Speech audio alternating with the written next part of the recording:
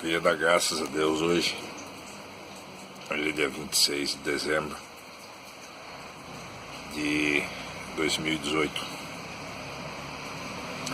Dou graças a Deus porque o dia começou um tanto quanto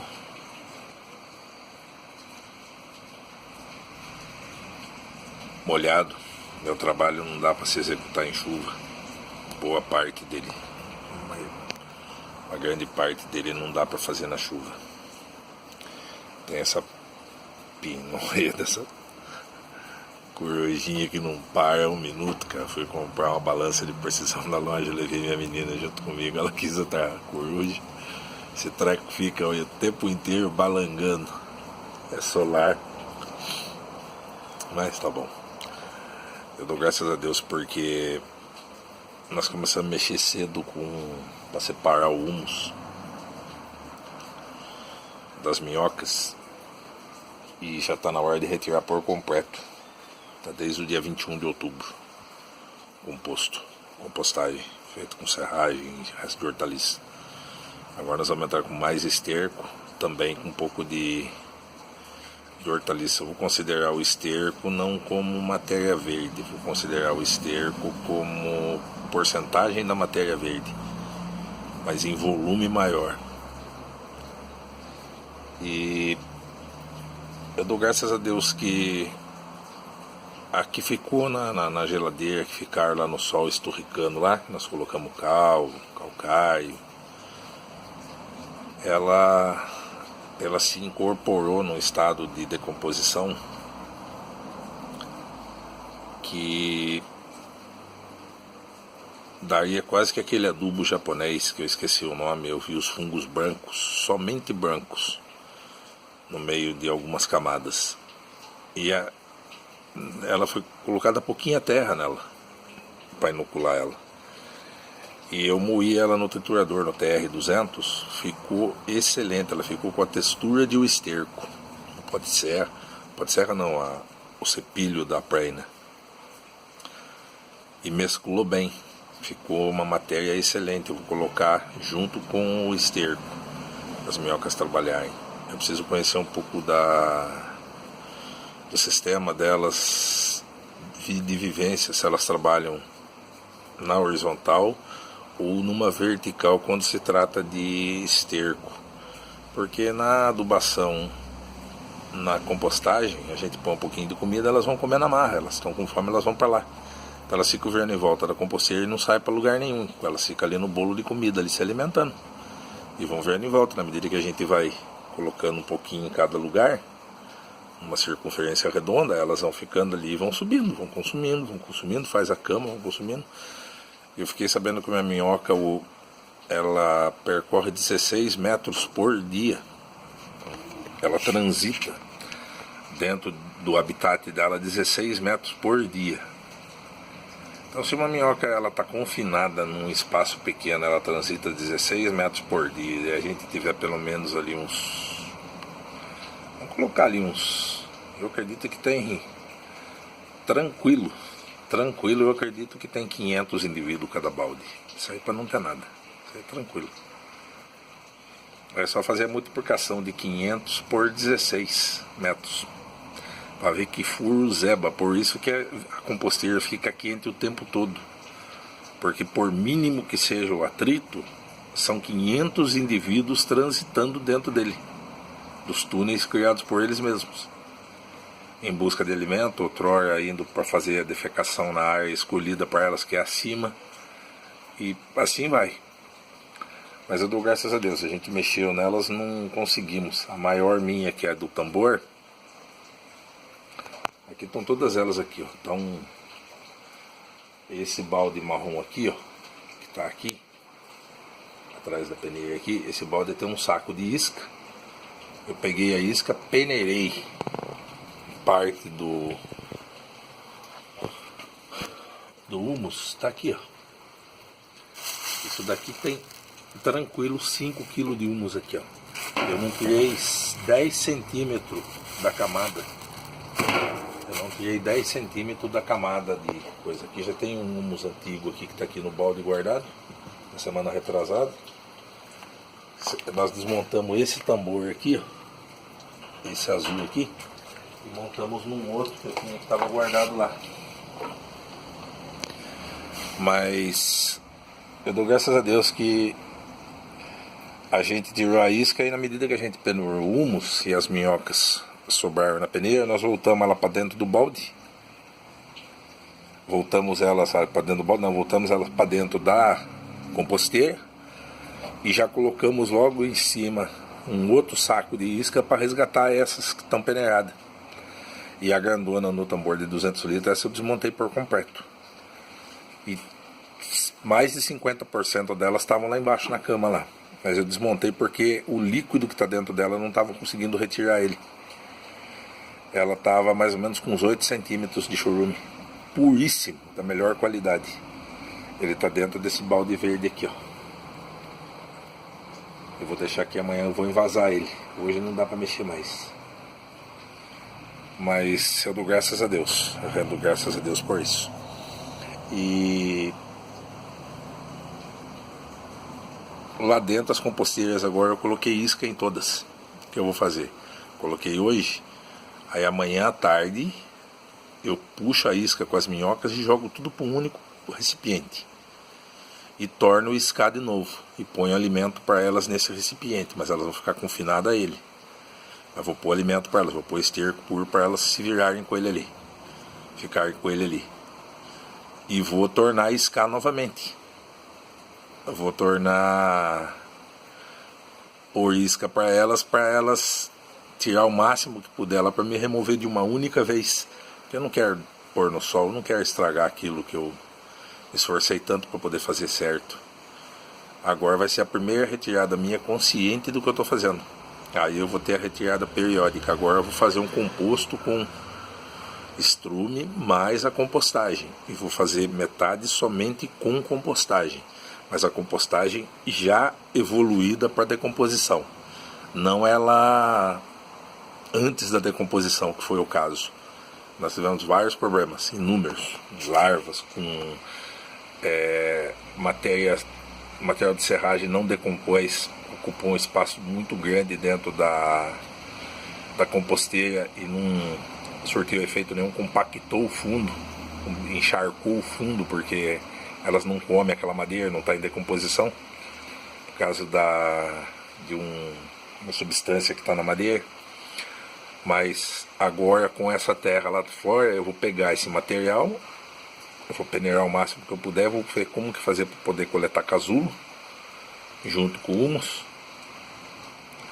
e ele trazer um pouco de casulo para dentro para poder deixar ecordir junto e limitar a quantidade, porque a produção vai ser muito alta de humus para mim. Eu não consigo consumir no meu canteiro.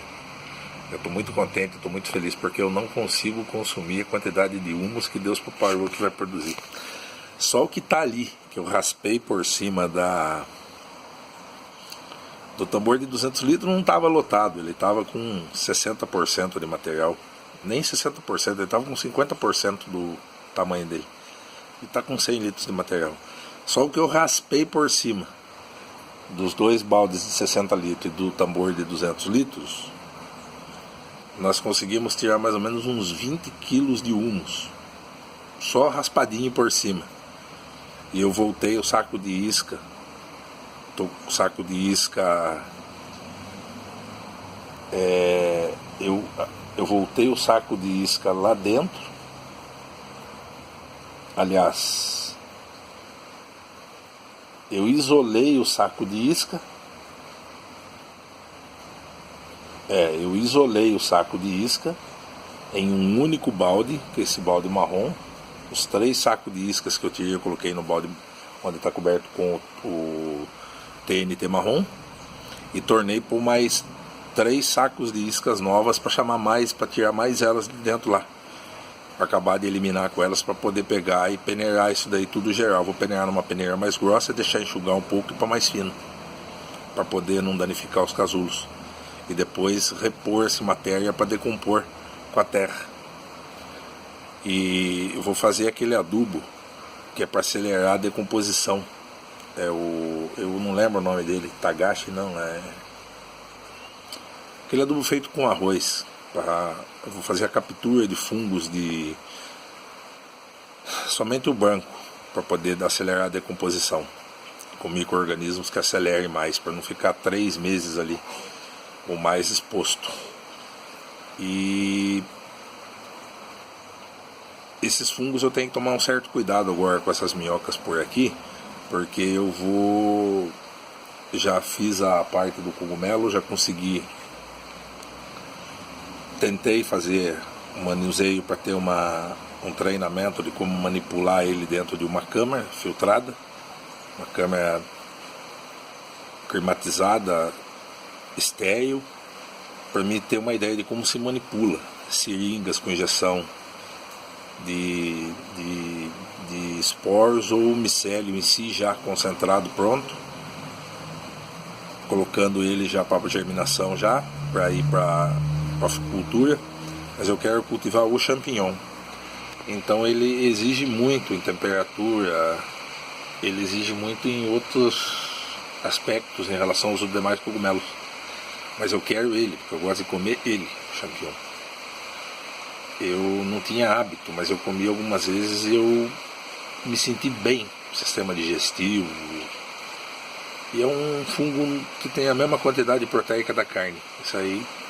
E eu quero insistir na criação dele, na germinação dele. Aí eu não posso competir esses fungos com a parte do fungos de decomposição da terra. E eu vou precisar fazer um desses tambores que eu estou usando. Eu vou fazer ele para me cozinhar a grama, para me cozinhar a serragem, para me preparar o substrato que é necessário, esterilização, é necessário fazer todo um procedimento para esterilizar micro-organismos nocivos ao fungo, porque o micélio ou o esporos ele tem que ser predominante do cogumelo.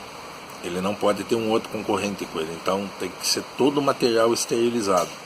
Eu já fiz a esterilização, vocês olhar por ele, vocês vão prestar atenção no autoclave, já fiz com panela de pressão, já fiz tudo. E eu tirei já uma semente que estava inoculada no substrato, porque eu não tenho a câmara pronta. Infelizmente pegou o feriado, vai pegar feriado de fim de ano, e eu estou correndo. Amanhã eu vou trabalhar. Hoje eu ia ver, o tempo não deixou. Se amanhã não deixar, eu não vou, porque eu não posso lutar contra o tempo. Porque a natureza é Deus que coordena. Mas eu vou fazer a câmara. Preciso fazer urgente uma câmara para poder controlar. E eu quero trabalhar com uma câmarazinha de 4 metros quadrados por mim aqui, já resolve de lona. Eu faço uma cobertura com brasilite e climatizo com ar-condicionado, temperatura, umidificador. Vou fazer tudo isso. Deus vai criar um caminho para mim, vai abrir minha mente para isso. Ou um aterrario. Eu crio algumas caixas de chapa, procuro controlar a iluminação ambiente ali dentro do quartinho e cultivo dentro dessas caixas com vidro em cima. Também eu vou ter controle total de visão daquilo que está sendo feito e luminosidade que está sendo exposta. Então vai ter toda a climatização que precisar. Mas eu rendo graças a Deus, porque eu ouvi a Santa Palavra hoje, foi acerca das virgens prudentes e das virgens loucas. Toda a dinâmica, a necessidade do agrupamento, a necessidade da união, a necessidade das tarefas divididas, a necessidade de sempre se aguardar com ordem superior e sempre esperar naquele que tem predominância. A palavra ela foi com um fundamento, uma psicologia aplicada, ela criou o ponto de equilíbrio no entendimento, para você ter um entendimento espiritual e material das coisas. A palavra das 10 virgens, ela colocou desde a glória de Deus, o amor infinito de Deus, o mais puro que é Jesus Cristo, é o Verbo, feito carne, habitou entre os homens, até a desobediência, porque deu continuidade à leitura do texto, aos talentos, o homem que não granjeia aquilo que a ele é dado. Por isso ele tem por obrigação procurar aquilo que é melhor. Não é pecado errar perante Deus. Temos que descobrir qual é o talento que Deus nos deu. Se nós não descobrirmos qual é o talento que Deus nos deu, infelizmente nós nunca vamos saber qual que é, nós vamos enterrar o talento, o único que foi dado. Já deu a fé. Se a gente exercitar ela, pôr ela em prática, nós vamos descobrir mais.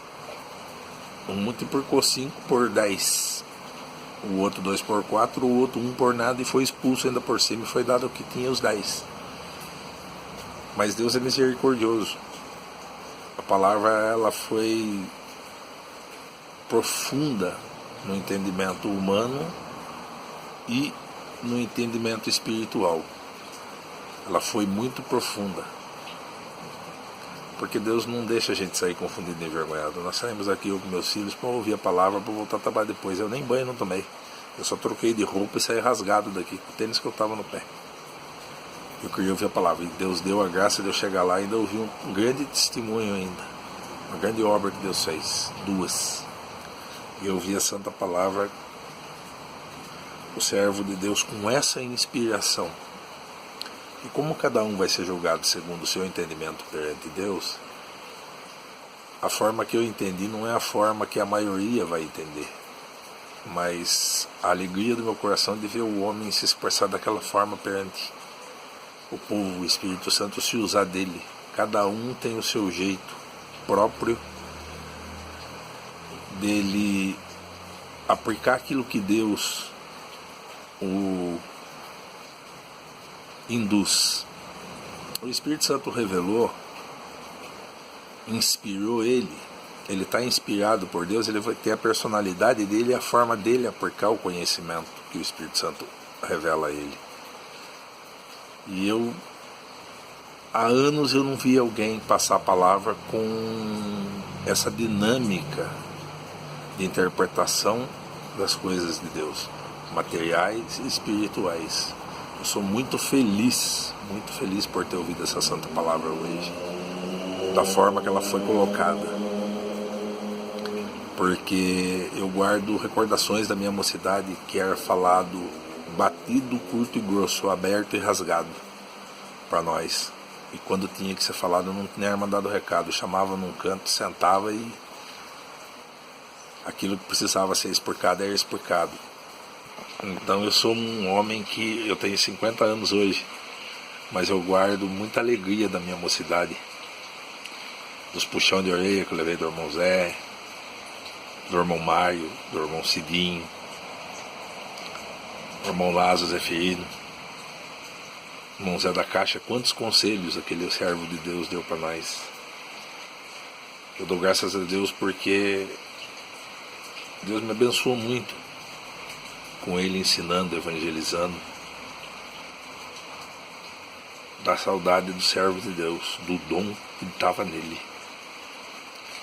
o dom que ele tinha de explicar, de ensinar, de conhecer a mente de um jovem, conhecer a mente de um moço. O Senhor deu a graça de eu ouvir essa santa palavra hoje com essa mesma dinâmica de apresentação, vamos dizer assim. Não tem palavra para explicar no vocabulário humano. A minha alma regozijou pela forma como foi colocado para a igreja a santa palavra.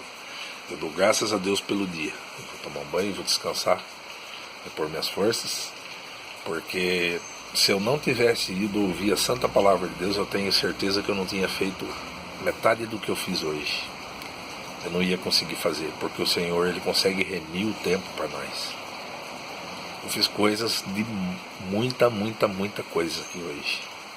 Eu não conseguiria, e eu fui ouvir a santa palavra. A única preocupação minha naquela hora lá foi correr lá e ouvir a palavra. Lembrei que tinha o culto. Que maravilha, que glória, que bênção que é para um homem poder ouvir alguém inspirado por Deus na terra. Não vendendo a palavra a troco de salário no final do mês, sendo um pastor, título, logomarca de pastor, de padre, bispo, apóstolo, e sei lá mal o que para ganhar dinheiro, para poder falar de Deus. Não, um homem que fala pelo amor do Evangelho, por amor a Cristo, que Cristo é o verdadeiro Evangelho. Quer anunciar o Evangelho? Fala da vida de Cristo, que você vai falar do Evangelho. Fala quem foi Cristo, o que Ele fez. Você não precisa inventar nada, mistério nenhum, só conta o que está escrito de Jesus Cristo, porque Ele é o Evangelho, Ele é o caminho, a verdade e a vida. ninguém vai a Deus senão por Ele, ninguém vem até o Pai se não for por Ele. Então Ele é o verdadeiro Evangelho, não há necessidade nenhuma de criar misticismo em cima disso. Fala das obras que Ele fez, as parábolas, explica as parábolas, porque o povo de Israel se materializou. Por isso que Jesus Cristo falou em parábolas, criou uma nova performance de explicação. Isso predomina até o dia de hoje, no meio do povo espiritual de Deus, do povo que Ele elegeu na terra. Um povo especial, zeloso e de boas obras, que não vende a palavra, não está em cima de dogmas, não está em cima de cerimoniais, vamos dizer, arcaicos, cerimoniais que não existem mais, não se devem existir se é aplicado para que o homem compreenda a palavra em cima. O único cerimonial que tem hoje na igreja é a Santa Ceia e o batismo. As demais coisas não existe cerimônia, não existe uma forma de se fazer criando métodos e alusões para a compreensão humana. Se quiser ouvir a Santa Palavra de Deus, ouça ela gratuitamente, não precisa pagar. Você não precisa pagar salário para pastor no final do mês receber 5, 6 salários da igreja para ele dar um atendimento espiritual. Paulo provou, em definitivo, que conseguiu cumprir com excelência o evangelho dele, excelência naquilo que Deus propôs para ele. Tinha um espinho na carne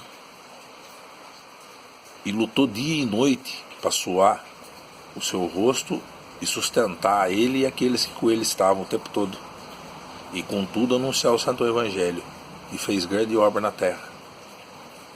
Por que há homens na terra que se julgam dignos de receber para pregar o santo evangelho? É lícito?